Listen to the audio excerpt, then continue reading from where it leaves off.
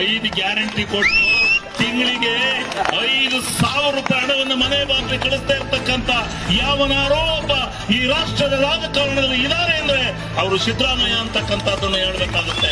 ಬಹಳ ಎಚ್ಚರಿಕೆಯಿಂದ ಈ ಮಾತನ್ನು ಹೇಳಬೇಕಾಗುತ್ತೆ. ಯಾರೇ ಕೊಟ್ಟರು 5 ಗ್ಯಾರಂಟಿಗಳನ್ನ ಕೊಟ್ಟು ಇವತ್ತು ಮನೆ ಬಾಗಿಲಿಗೆ 10,000, 5,000, 20,000 ದುಡ್ಡನ್ನ ಕಳಿಸುವಂತ ಪೋಸ್ಟ್ ಮ್ಯಾನ್ ಹಿಂದೆ ಮನೆಯಾದ್ರು ಬರ್ತಿರ್ತಾರ ಹಂಗ್ ಬರ್ತಾ ಇದೆ ಅಲ್ರಿ ನಿಮ್ ಮನೆ ಬಾಗಿಲಿಗೆ ದುಡ್ಡು.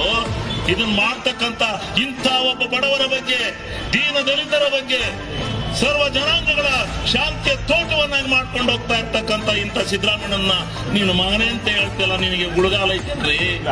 ಇಂಥವ್ ನಿಮ್ ಪಕ್ಷದಲ್ಲಿದ್ದಾನಲ್ರಿ ಬಿಜೆಪಿ ಅವರೇ, ನಿಮ್ಮ ಇದು ಕೂತ್ರ ಕೊಡಕ್ಕಾಗುತ್ತೆ ಅಲ್ರಿ ಮುಂದೆ ನೀವು. ಇಂಥ ಸಿದ್ದರಾಮಯ್ಯನ ನೀನು ಅಂತೀಯ, ನೀನು ನಿನ್ ಮಾನ ಮರ್ಯಾದೆ ಇದೆಯಾ ನಿನಗೆ?